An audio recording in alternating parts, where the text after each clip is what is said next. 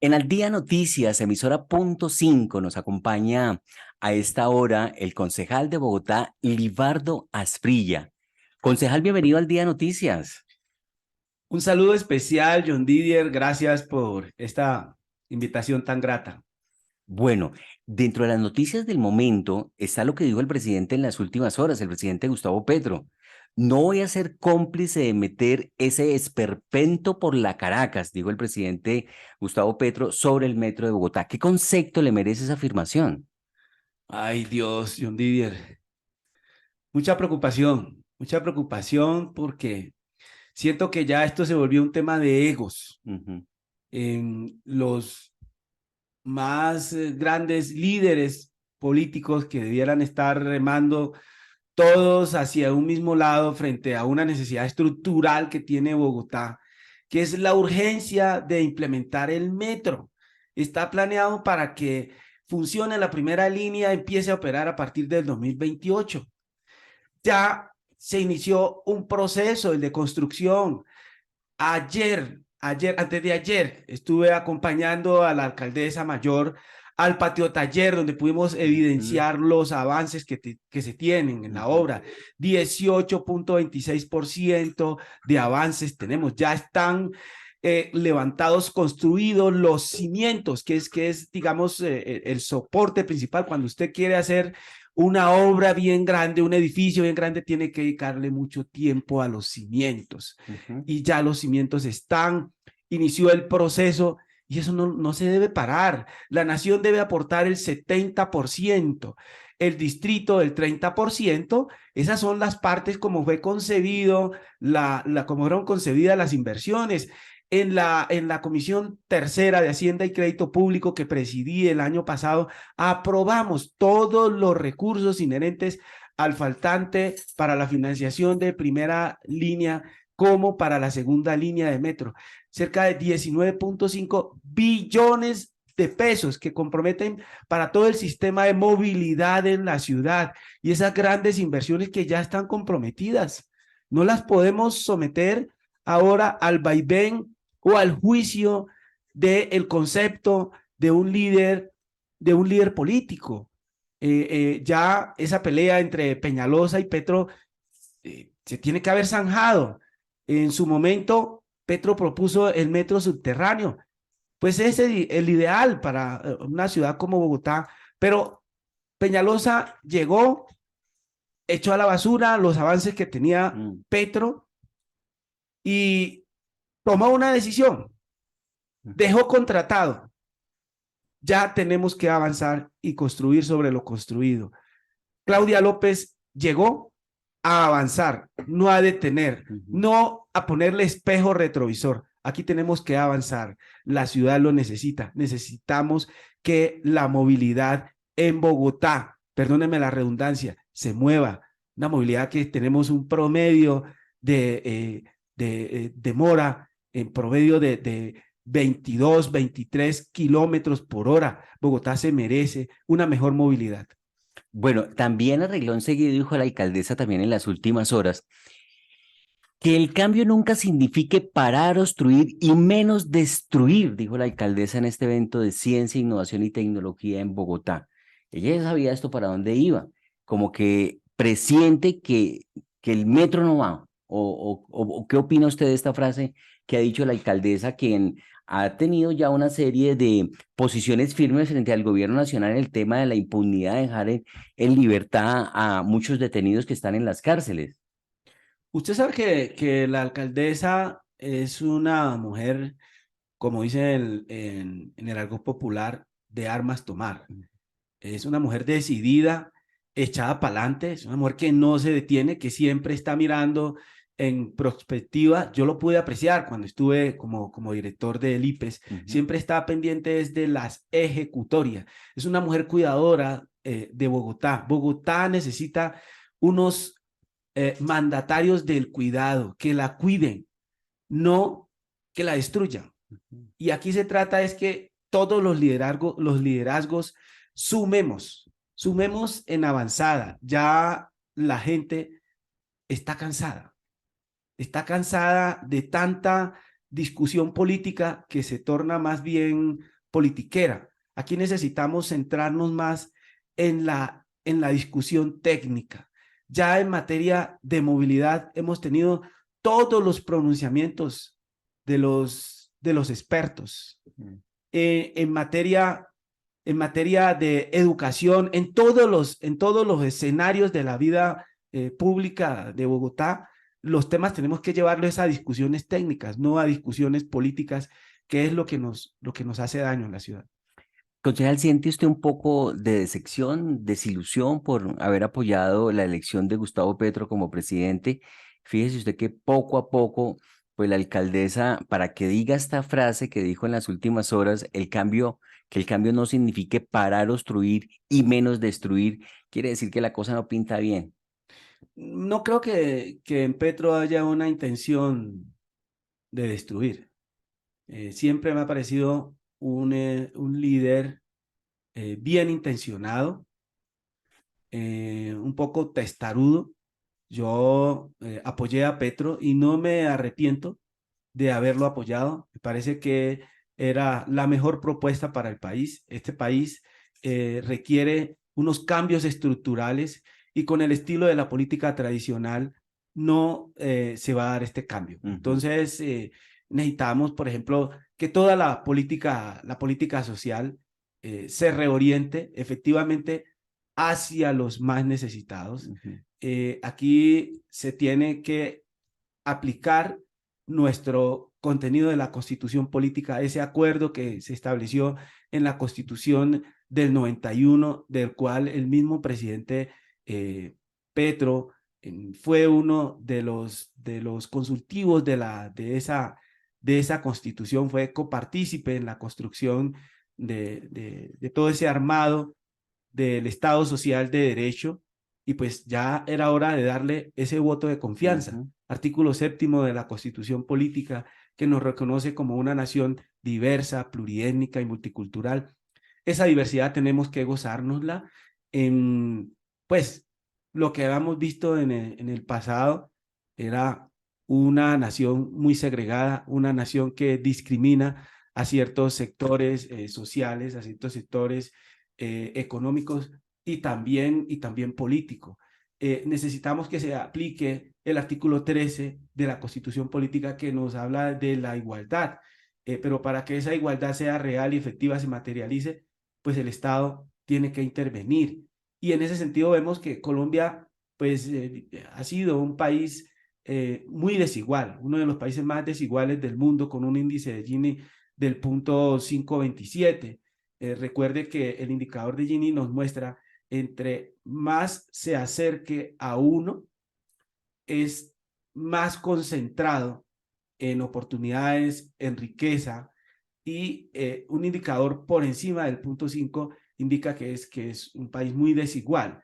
Este es un país muy rico, eh, que tiene mucha riqueza en toda su extensión, pero que está centrada esa riqueza en muy pocos. Necesitamos que Mm, haya muchos más ricos, ujú. porque tenemos todas las posibilidades de hacerlo. Tenemos mares, tenemos dos océanos, el Pacífico, el Atlántico, ahí tenemos territorios, tenemos gente también maravillosa y tenemos escenarios para generar riqueza extendible a todas las demás regiones de Colombia, la Orinoquía, la Amazonía, pero resulta que la riqueza está concentrada. Ujú. Y para que esa riqueza se desconcentre también necesitamos gobernantes con conciencia. Y yo pienso que, pues, Gustavo Petro tiene esa conciencia y Ujú. pues lo que hay que rodearlo para que tome decisiones acertadas. Me parece que en lo que tiene que ver con Bogotá hay que bajarle un poco a la arrogancia y sentarse a mirar lo que más le conviene a la ciudad, que es avanzar en lo que ya está contratado, en lo que ya está concertado. ¿Por qué cree usted que el presidente Petro es bien intencionado, pero testarudo? Porque se ha centrado en una discusión que puede resultar muy costosa, tanto en términos jurídicos como en términos económicos, para la ciudad y para el país, porque aquí están comprometidas las finanzas del país. Recuerde que el metro como lo decía, lo financia en un 70% Ujú, la nación. Ese es un compromiso que ya está suscrito y hay que cabalgar ya sobre ese compromiso. ujú, Recordemos que a la par con ello también están comprometidos recursos, en el caso de movilidad, para la segunda línea metro. ujú, Hay otra serie de compromisos que suscribió la nación con Bogotá, como es el caso de transferirle parte de los recursos que se captan y que pagan los bogotanos a las entradas, en las principales entradas y salidas de Bogotá. Solo por mencionar el tema de movilidad, que es lo más estructural y ujú. lo que está ahora en la gran discusión, que son los peajes en la autopista norte, eh, salía hacia la autopista por la autopista sur y también por la calle 13, por el occidente, por el norte y por el sur, por la carrera séptima también, hacia el norte. Resulta que todos esos peajes los pagan los bogotanos y Ujú, quienes vienen de otras ciudades a ujú, Bogotá, ujú. pero proporcionalmente Que, 80, 90, el 90% de eso lo pagan los bogotanos, que pero sale a resulta que hacer ese una recaudo vuelta, que sale a almorzar, a dar un paseíto. allí Exactamente. a Mesitas, a A la Mesa, Socorro, a a Socorro, Briseño. a Briseño, a Mm, cualquiera de estos municipios circunvecinos, sí. eh, lo pagamos los bogotanos. Eso es con plata de los bogotanos. Pero resulta que eso no le estaba retornando en nada, ninguna Ujú, proporción de esos recursos que se captaban se beneficiaba a Bogotá para invertirlos en mejoras viales. Resulta que la administración actual logra que de esos recursos, por lo menos el 30% se le retornen a Bogotá ujú, para que se invierta en movilidad. Hoy en día, por ejemplo, Petro está planteando una iniciativa que ya la habíamos planteado también en la discusión de Bogotá región metropolitana con Cundinamarca, ujú, mm, que es el tema de el cobro de la valorización por las obras de movilidad que se tengan que hacer, las obras viales y de transporte que se tengan que implementar hacia adelante. Resulta que la oposición hizo todo tipo de resistencia para que eso se implementara en el marco de región metropolitana. Pues hoy vemos la conveniencia de esa iniciativa y lo está planteando el gobierno del presidente Petro. Mi gran preocupación y mi pregunta es, bueno, si lo va a hacer ese recaudo la nación, ¿cuál va a ser la contrapartida para Bogotá? Porque Bogotá tiene un retraso de movilidad bastante alto ujú. en materia de mantenimiento de sus vías y de ampliación de vías, también de sistemas de movilidad. Entonces, requerimos que parte de esa plática pues se le retorne también a la ciudad. Sí. Concejal, una última pregunta del gobierno nacional y ya nos adentramos con temas sobre todo de su gestión que está cumpliendo como concejal de Bogotá.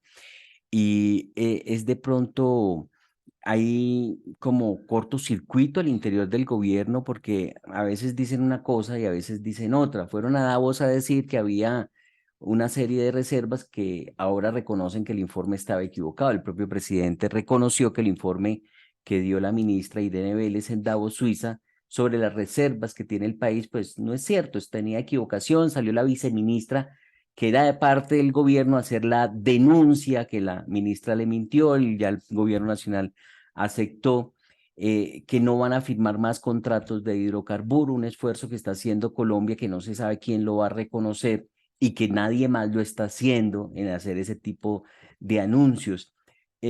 ¿Cómo ve usted el gobierno en torno a esta serie de decisiones que le van a cambiar la vida a Colombia en tema de hidrocarburos, en tema de la reforma a la salud, por ejemplo, que dentro del mismo gobierno hay varios ministros, como el ministro de Hacienda y el ministro de Educación, Alejandro Gaviria, pues haciéndole reparos al tema de la reforma a la salud? ¿Cómo ve usted este panorama para Colombia con estas decisiones donde al interior del mismo gobierno no hay unidad de criterios y que hoy dicen una cosa y mañana salen a decir otra?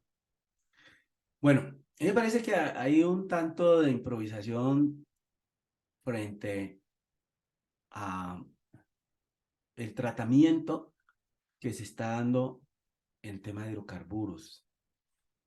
Aquí estamos tratando no con un tema de poca monta, es el sector de mayor movilización de recursos mm, públicos del país. Porque resulta que, pues Colombia en los últimos 30 años decidió apostarle a las exportaciones prioritariamente de hidrocarburos y descuidó en gran medida los demás sectores productivos, que allí me parece un acierto del gobierno nacional en el sentido de volcar esa mirada de impulsar la al agricultura, sector agrícola porque se el está descuidando turismo. la sostenibilidad alimentaria, Ujú, de volcar la mirada hacia el turismo. correcto. Por ello es tan importante que se avance en el logro de la paz total, en poder Mm, reconciliar este país. Porque mire que en las actuales circunstancias, eh, la gente está volviendo, aún en las circunstancias que tenemos, el mundo se está volcando la mirada a Colombia. La ujú, gente está volviendo a visitar el país. Busca como destino turístico a Colombia. Y Bogotá, por ejemplo, en diciembre, Bogotá albergó más del 65% del turismo nacional. ujú. Y eso no es gratis, eso no se puede parar. Eso es por la imagen que está recobrando eh, Colombia en su dignidad como país. Y eso me parece un buen acierto en lo que tiene que ver con el gobierno nacional. Pero siento cuando hablo de improvisación frente al tema de hidrocarburos, no se puede pretender tomar decisiones de corte radical como quien dice hasta aquí se para De la noche a la esto, mañana. sí, de la noche a la mañana pararlo todo. No, frente al tema de hidrocarburos, las decisiones tienen que ser progresivas, porque el impacto es estructural y a problemas estructurales tienen que darse también soluciones estructurales, no soluciones de coyunturas, Mm, de coyuntura. Podemos decir que se va a suspender la exploración, pero hay que dar un margen de tiempo a ello, porque sabemos que el país en estos momentos, cerca del 35% de las finanzas públicas se soportan con los ingresos de los hidrocarburos. ¿Sí? expertos dicen, concejal, que habría que poner a producir 20 veces más a la agricultura para que pueda generar los recursos que genera el petróleo. El turismo, por ejemplo, también. Y difícilmente se podría lograr que se pueda duplicar el rendimiento de la agricultura, ahora ponerlo a crecer 20 veces. Claro, entonces esto implica un diálogo y en eso no entiendo por qué si el gobierno nacional y más en cabeza de un gobernante que se ha caracterizado y su principal oferta en la campaña fue de diálogo, Ujú, tiene que generar una gran concertación, un gran diálogo ujú, alrededor del tema de los hidrocarburos. ujú, Ahí están las organizaciones agremiadas con las que necesariamente debe sentarse el gobierno nacional a mirar el devenir. Tenemos una refinería de Barranca Bermeja. ¿Cuál va a ser el futuro entonces de la refinería de Barranca Bermeja? Son 200.000 barriles diarios. En estos 200 eran 230.000 barriles diarios. En estos momentos está reducida a un promedio de 200.000 barriles de gasolina, de producción de gasolina. ¿Cómo se va a abastecer? El gas domiciliario, ¿cómo va a ser su abastecimiento? Y entonces aquí se está generando mucha incertidumbre y la incertidumbre genera caos. La incertidumbre en materia económica genera crisis. Resulta que los indicadores, toda la situación, el contexto mundial de la economía no es el mejor. Se proyecta una desaceleración económica. Incluso hay algunos analistas que estiman que el crecimiento de la economía va a ser negativo. El promedio mundial, algunos lo ubican por debajo del -1%. Otros la ubican en crecimiento del 1%. En el caso de la economía nacional, algunos proyectan un crecimiento apenas del 1%. El año pasado tuvimos un crecimiento del 8%. Resulta que una caída a indicadores del 2, del 1%, sería estrepitosa para la economía nacional.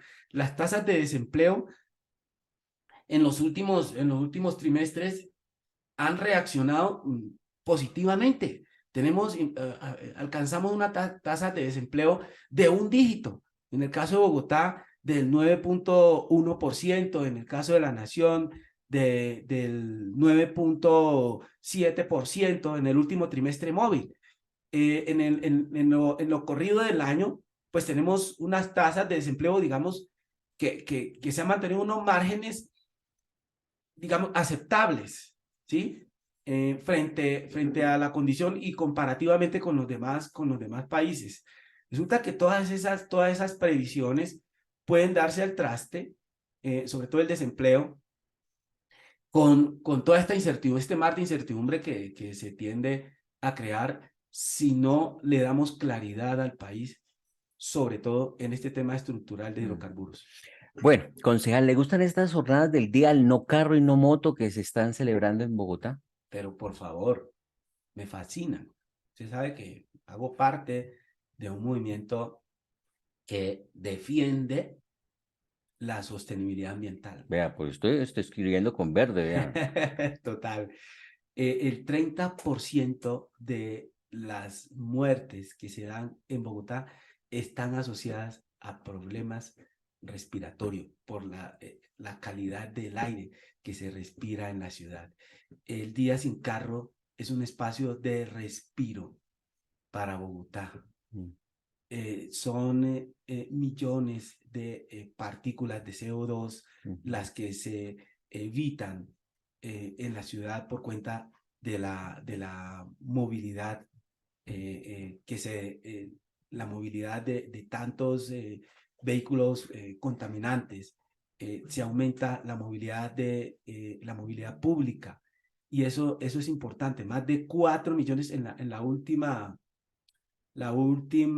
último día sin carro, el del año pasado, fueron 4 millones de personas que se movilizaron en transporte público.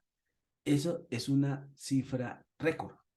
El uso de la bicicleta, el uso de el transporte público, sin duda, contribuye. Que hoy, por ejemplo, tenemos ya buses articulados, movilizados con energía eléctrica. Y eso favorece a la ciudad. El hecho de que más personas salgan a moverse en bicicleta también contribuye a su salud. El deporte, veo mucha gente, esta mañana salía a las 5 de la mañana y veía cómo la gente está utilizando la calle 26, las principales vías, avenidas de la ciudad para hacer deporte, y eso contribuye también de manera significativa a la salud. Bueno, usted se desempeñaba como director del IPES hasta hace poco y por un movimiento que hubo allí en la lista del Partido Verde logró meterse usted como concejal de Bogotá. ¿Qué balance tiene en su gestión como concejal de Bogotá? Bueno, tenemos un balance altamente positivo en este año que llevamos en el Consejo. Vemos, John Didier, que yo me presenté a las elecciones y resulta que a las 9 de la noche estábamos celebrando porque nos daban como Concejales, concejal elegido. metido entre los Metido 45. entre los 45, imagínense. Pero resulta que al día siguiente, pues, nos desinflamos porque recibimos la noticia de que no estábamos ya, nos habían dejado por fuera. ¿Está? Que el día anterior nos reportaban una cifra de 12.000 votos, y pues al día siguiente y la semana siguiente estábamos con casi 1.000 votos por debajo de esa cifra. Entonces decían, todos los compañeros del equipo de trabajo nos robaron las elecciones, ¿sí? Y pues ya no había mucho que hacer.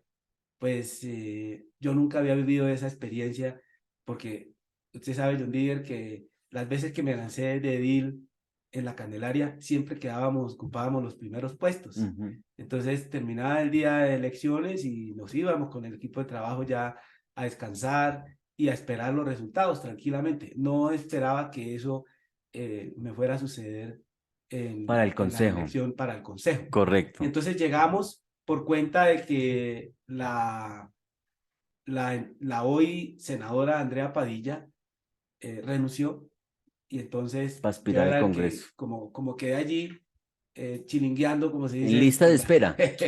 en el argot popular, que ahí en la lista de espera, pues yo era el que seguía y entonces entré. Llevamos un año en el consejo, ya nos aprobaron el acuerdo, ya es acuerdo de ciudad, ¿sí? Aprobado por unanimidad de los concejales, el sello Bogotá Incluyente. El sello Bogotá Ya está Incluyente para fue una sanción de la iniciativa, ya alcaldía? está para sanción de la alcaldesa y la reglamentación que corre a cargo de la Secretaría de Desarrollo Económico. Ahí Ujú, también debe participar la ujú, Secretaría de Gobierno para generar todo un esquema de inclusión para el empleo, teniendo en cuenta los diferentes enfoques diferenciales.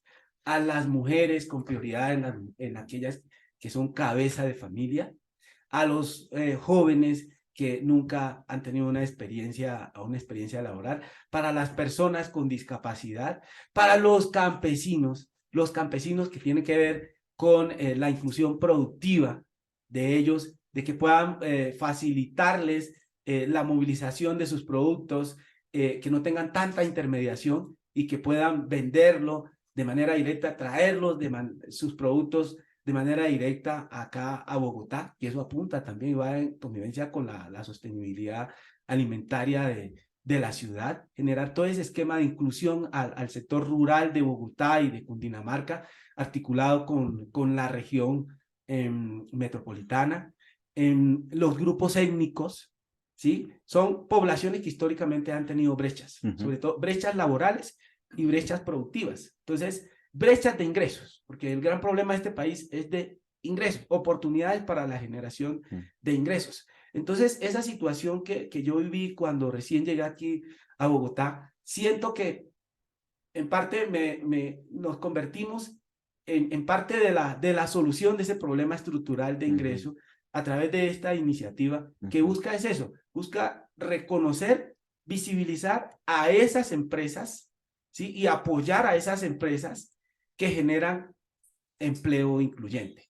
Ya la Secretaría de Desarrollo inició con el proceso de empleo incluyente. Ese proyecto tiene más de 40.000, son 44.000 millones de pesos que tiene ese programa, ¿sí? Que nació con esta iniciativa eh, para facilitarle a las empresas la financiación del 50% de su nómina ujú. en la medida de que vinculen en su nómina, perdóneme la redundancia, a poblaciones de los diferentes enfoques diferenciales, que históricamente pues han sido excluidas. Que Usted son sabe que mujeres, las mujeres afros. han tenido esas barreras, la brecha de entre las mujeres y los hombres está casi como en el 7%, mientras el desempleo en los hombres está en el 9%, en las mujeres el desempleo está en el orden del 16-17%. Y eso se agrava más cuando son mujeres, mujeres étnicas o son mujeres cabeza de familia o son mujeres con discapacidad. Ahí la discriminación se torna cada vez Ujú. mayor. Entonces hay que corregir esa brecha, por eso estas acciones afirmativas. En el mismo sentido, lo que le decía, aprobamos todo lo que tiene que ver, yo todo este primer año que tuve lo hice siendo presidente de la Comisión Tercera de Hacienda y Crédito Público. Mm. Le aprobamos a la administración más de 19.5 billones de pesos para todo lo que tiene que ver con sistema de movilidad, ¿sí? Lo que tiene que ver con los colegios la construcción de colegios. Este año la administración va a dejar 25, debe dejar 25 colegios ya construidos y en funcionamiento, y las proyecciones que quedan para el siguiente año de otros 25 colegios. En general, en los últimos, para plan de ordenamiento territorial se tiene, las proyecciones son 60 colegios que se tienen que construir. Pero ya lo de estos 25 quedaron asegurados los recursos. Lo de la financiación para la educación gratuita de jóvenes A la U. a los universitarios, a jóvenes a la U, el programa Ujú. Jóvenes a la U, la construcción de los metros, de los cables, perdón, de todo el sector oriental, el Ciudad Bolívar, Mm. San Cristóbal, Usaquén, la conexión de esas poblaciones a través de los cables, queda asegurada esa financiación con esos recursos que aprobamos. Los de las viviendas, poblaciones para la caja de vivienda, aprobamos también unos recursos que van a permitir, y también le autorizamos a la caja de vivienda todo el tema de conciliación de acuerdos para evitar que más de 965 familias que estaban asentadas de estratos 1, 2 y 3, que estaban asentadas en sectores populares de la ciudad, de menos ingresos, que estaban perdiendo sus viviendas por cuenta de procesos. La gente se debatía entre pagar la cuota de la financiación de la vivienda o pagar los arreglos de su casa o pagar el mercado. Se estaba debatiendo en esa situación y resulta que estaban estas familias a puertas de perder sus viviendas. Por fortuna y con la actuación del Consejo, a mí me tocó como ponente de esta importante iniciativa que me tocó profundamente el corazón. Hoy esas familias están felices porque por fin podrán decir, ahora sí somos propietarios de una vivienda. Creo que hemos contribuido de manera importante en el ejercicio también del control político, el seguimiento que le hemos hecho a las inversiones en Bogotá. Por fin aprobaron ya el próximo martes. Vamos a hacer el seguimiento, el debate de control político a la ejecución del presupuesto del año pasado. Recuerde, 28.5 billones de pesos fue el presupuesto del distrito, y entonces le vamos a hacer ese ejercicio de control político el próximo martes en el Consejo de Bogotá, derivado precisamente de la iniciativa que presenté el año pasado en ese ejercicio del primer año. Cosa que es mejor ser director del IPE, ser funcionario del gabinete donde puede ejecutar programas, o ser concejal donde se puede hacer control político y presentar iniciativas como de la que usted nos habla, del sello Bogotá Incluyente, donde se busca que se le den oportunidades, darles estímulo a las empresas que tengan esa política del empleo incluyente, como Gran Estación, por ejemplo, para que haya una ilustración. Gran Estación, por ejemplo, es un centro comercial que le da trabajo a los discapacitados en silla de ruedas y los pone a trabajar, eso es lo que se quiere ponderar y destacar con esta iniciativa. ¿Qué es mejor, ser funcionario o ser concejal? Bueno, son diferentes las funciones cuando se está en una entidad, que se está en el Ejecutivo. ¿Y a uno qué le corresponde?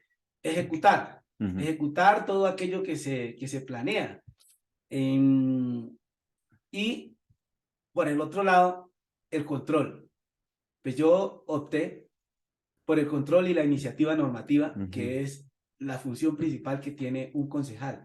Y resulta que nosotros habíamos presentado esa apuesta a la ciudad por una Bogotá incluyente. Cuando uno está en una entidad, pues se dedica como gerente exclusivamente a esa entidad, a hacer la gestión frente a los nichos, frente a la misionalidad de esa entidad, exclusivamente sobre esa entidad, y tiene que responder por la gestión y por la ejecución de los recursos, y que funcione de manera transparente y que se contrate, se vinculen a los mejores. Y creo que esa labor la hicimos. Y ahí están, no me voy a detener en ello, porque ahí están las cifras, los indicadores que hablan por sí solos, los indicadores del IPES. todo lo que hicimos en la pandemia, más de 75.000 personas de la informalidad que les apoyamos, les llevamos mercado, acompañamos ese ejercicio con integración social, la Bogotá Cuidadora, de llevarle los mercados. Se acabó la persecución de la policía a los vendedores informales. Creamos los consejos locales y distrital de vendedores informales. Ahí le apuntamos al fortalecimiento de ellos como gremio. Aquí Bogotá tiene un reto frente a las ventas informales, que es por un lado lo económico y por otro lado el tema de organización.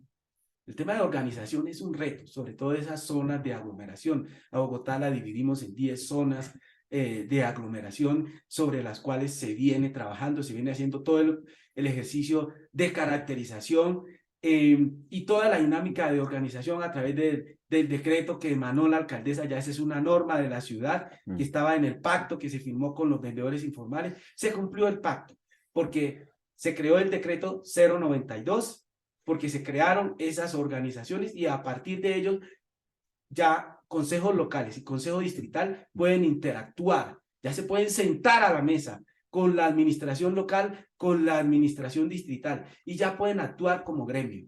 Entonces, ahí dejamos esos avances. Queda mucho por hacer. También apoyamos la creación del Día del Vendedor, que fue una iniciativa del Consejo, pero ahora estamos en otra que me gusta y que le apostamos también para desarrollar en la ciudad, que era ser concejal de Bogotá. Y en el Consejo de Bogotá, ¿qué se hace? El control político y la iniciativa normativa, que ya es a nivel global, ya no es solamente en Para un un nicho sector, sino o para en toda una la ciudad. entidad, es para toda la ciudad. Y el control político lo ejercemos sobre toda la ciudad. Y resulta que yo como director del IPES, por ejemplo, no podía salir con la libertad a decirle o a exigirle a la administración distrital: mire, aquí está este hueco, por favor, venga, mire esta tapa de alcantarilla, venga y la tapa. O decirle a determinada entidad: usted está ejecutando mal los recursos, usted está retrasado, está rezagado en la ejecución de los recursos, por favor, resultados o advertencias de corrupción. Todo eso ya es del fuero del concejal, porque tiene más alcance y uno tiene una responsabilidad ya más global y puede intervenir sobre todos los temas, los esquemas, puede convocar a mesas de trabajo a las diferentes entidades para que le solucionen problemas puntuales a la gente que parecen problemas minúsculos, pero para ellos ese problema de la cuadra, del barrio, para ellos es también importante, así como todos estos problemas estructurales de movilidad, de seguridad, de empleabilidad, que son problemas de ciudad. También ese problema de la cuadra y el barrio merecen ser atendidos, y por eso hemos desarrollado en el ejercicio como concejal más de ¿cuántas mesas de trabajo? Creería que superan las 100 en diferentes barrios, con las localidades, con ediles, con presidentes de juntas de acción comunal, en Villacindy, en Suba, allá en Kennedy, en Bosa, en Teusaquillo, en La Candelaria, en Santa Fe, en San Cristóbal, en todas las localidades, en todos los barrios, nos estamos moviendo allá en Ciudad Bolívar, allá en el Recuerdo, la cancha de fútbol. Ya tenemos la cancha de fútbol que fue prácticamente, la cancha de microfútbol, que prácticamente fue un proyecto de autogestión que lo hicimos con la misma comunidad. Ese trabajo, ese feeling, esa cosa de estar con la gente, me encanta, y de compenetrarme con sus problemas, que son los mismos problemas que yo viví cuando llegué aquí a Bogotá. Que a mí me tocó trabajar ahí en el espacio público, vendiendo palitroques y después la oportunidad de emplearme para poder generar mis ingresos, y con mucha dificultad me tocó estudiar. No existían esos programas De para jóvenes a la U. educación como Jóvenes a la U hoy, para educación gratuita. Así es. Seguramente no hubiese atravesado por esas dificultades, porque a mí me tocó, precisamente yo pasé en la Universidad Nacional, pero me tocaba estudiar de día y tuve que retirarme, no pude iniciar ni siquiera en la universidad, y abstenerme de muchas cosas, porque mi gran deseo era estudiar, pero no tenía la plata. Entonces primero me tocó ponerme a trabajar. Por eso digo que el problema principal es de ingresos. Entonces, todos esos problemas a los cuales yo me enfrenté cuando recién llegué aquí a Bogotá y que he podido superar porque Bogotá es una ciudad de oportunidades. Hoy yo quiero que la ciudad lo solucione para un grueso de población. ¿Sí? Tenemos una gran proporción de población pobre a quien deben volcarse todos los recursos y los esfuerzos para darle soluciones estructurales y soluciones también de Ujú. coyuntura. Pues concejal de Bogotá, Libardo Asprilla, enhorabuena por ese testimonio que también nos acaba de contar, ese nivel de superación, una persona que se ha hecho a pulso y que le está aportando ahora a Bogotá. Gracias a usted por visitar la cabina de Al Día Noticias, gracias a su equipo de trabajo por acompañarnos también y facilitar esta comunicación con los bogotanos y los colombianos. Que pase muy buen día, concejal. Muchas gracias, John Deere, a usted por este espacio de expresión, de poder interactuar con la ciudadanía, que nos escuchen, que conozcan nuestras ideas, que conozcan hacia dónde vamos con esta causa por la inclusión. Muy bien, estamos en Al Día Noticias, emisora punto 5. De esta manera nos ha acompañado el concejal de Bogotá, el Partido Alianza Verde, Libardo Asprilla.